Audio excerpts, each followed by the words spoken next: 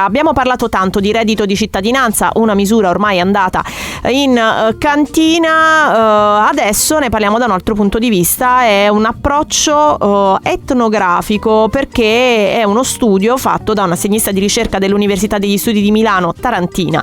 Lei è Maristella Cacciapaglia, una delle belle menti che purtroppo sono andate via da questa città, ma che a questa città evidentemente ancora pensano, perché questo libro è dedicato proprio ai metodi, diciamo, al lavoro di ricerca sulla città, cioè sui beneficiari del reddito di cittadinanza qui a Taranto, per capire come questa misura poi si è articolata nella nostra città. Ne parliamo proprio con lei, che, come vi dicevo, è autrice del libro Con il reddito di cittadinanza, un'etnografia critica, edito da Meltemi. Buongiorno, ben trovata Maristella.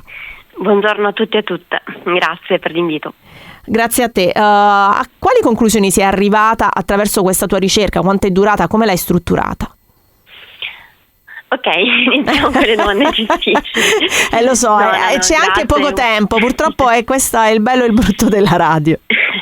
No, è un piacere raccontare di questa ricerca proprio a Taranto, dato che appunto è stata questa città ad aver non solo fatto sfondo a questa ricerca, ma anche proprio ispirato un po' tutto il lavoro che c'era dietro, no? Perché comunque noi ricercatori e ricercatrici, quando siamo sul campo, poi arriviamo con tante idee che puntualmente il campo poi rimescola, le mette in crisi, e certo. Diciamo che il campo di Taranto su questo ha dato tanto, ma le conclusioni sono diverse, ma principalmente possono essere le seguenti. Anzitutto, più che gli sdraiati sul divano, i poveri in vacanza e tutto quello che si è detto sui beneficiari e le beneficiarie del reddito di cittadinanza, anche a Taranto vediamo come in realtà queste persone non sono altro che lavoratori e lavoratrici della cura, che quindi semplicemente svolgono un lavoro diverso da quello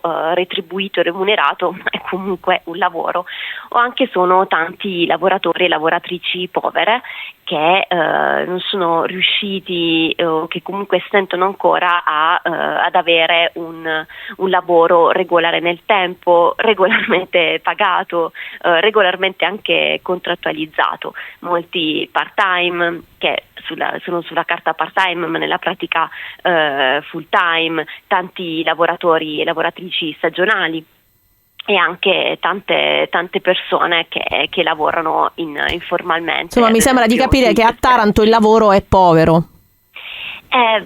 Sicuramente a Taranto le storie lavorative di questi beneficiari e le beneficiarie riflettono proprio le strutture, anche le ostilità che ci sono nel mercato del lavoro tarantino, che a Taranto, ripeto, tutto questo acquisisce poi un sapore ancora più amaro, ma sicuramente ormai sono purtroppo delle caratteristiche che possiamo dire strutturali del mercato del lavoro. Nonostante siano delle caratteristiche strutturali, però il reddito di cittadinanza in generale come politica non va a guardare a queste strutture, a questi livelli, ma piuttosto è come se colpevolizza le persone, è come se facesse ricadere sugli individui le colpe. Si è poveri perché non si cerca un lavoro in maniera adeguata, si è poveri perché non si vuole proprio cercare il lavoro, quando invece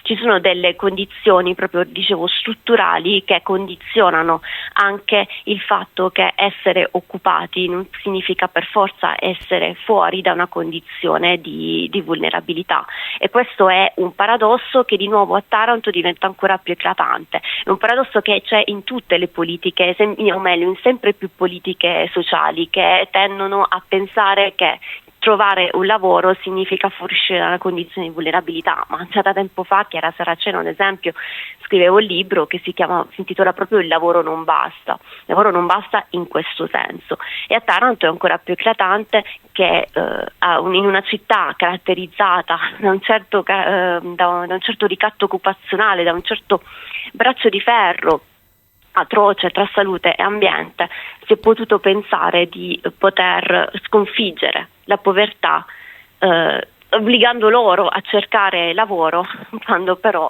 lavoro forse non ce n'è o non c'è nelle condizioni, anche non solo che in una condizione di vulnerabilità come beneficiari e le beneficiarie, ma anche tante laureati molto spesso si ritrovano a fare dei lavori sottopagati o comunque poco inclini alle loro aspirazioni. Io purtroppo non ho più tempo, in 20 secondi davvero ti chiedo di trarre una tua conclusione, anche a luce del fatto che questa misura adesso non c'è più. Che fine fanno tutte queste persone?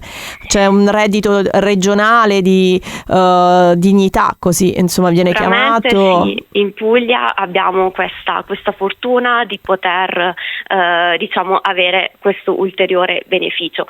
In conclusione però credo che oltre ad un reddito di base sia importante investire sui servizi per lavoro, sul lavoro dignitoso, perché nonostante, o proprio a maggior ragione dal fatto dato che non c'è così tanto lavoro dignitoso a Taranto, le aspirazioni dei beneficiari, di nuovo al di là degli stereotipi, vanno proprio in quella direzione.